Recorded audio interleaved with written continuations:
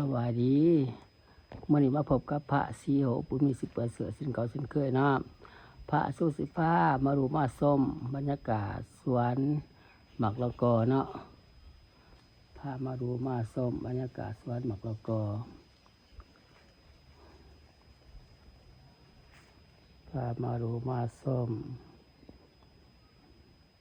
สวนหมักละกอ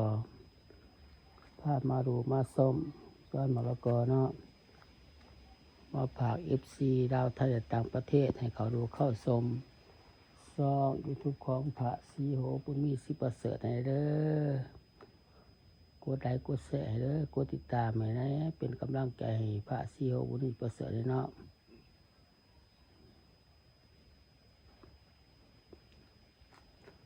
พามาดูมาชมสวนหมากละกอ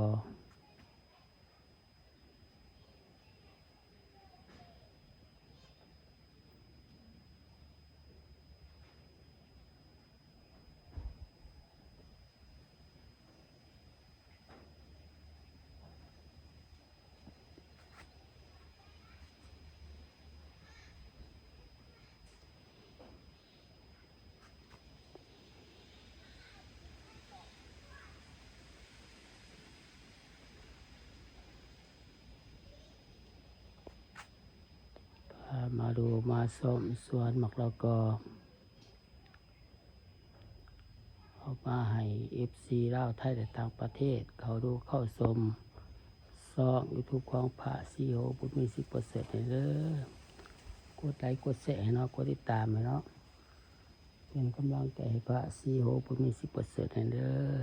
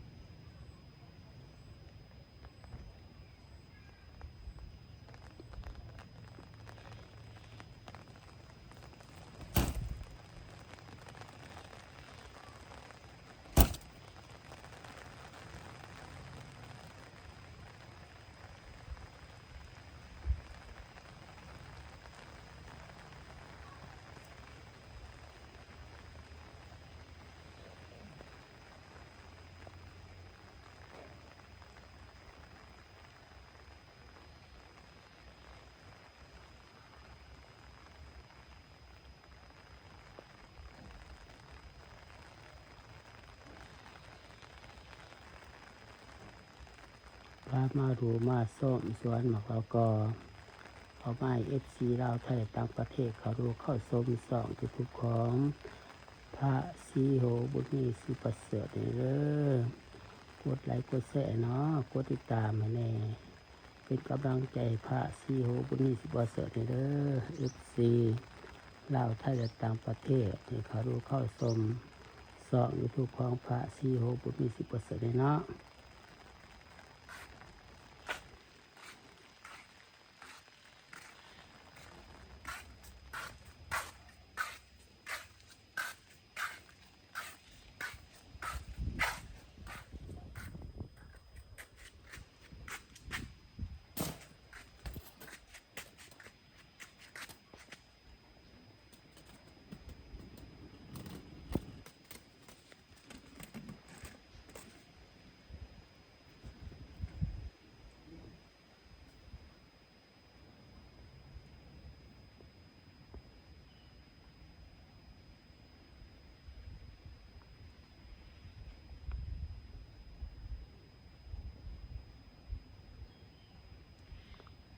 มาดูมาส้มสวนหมักแล้วก็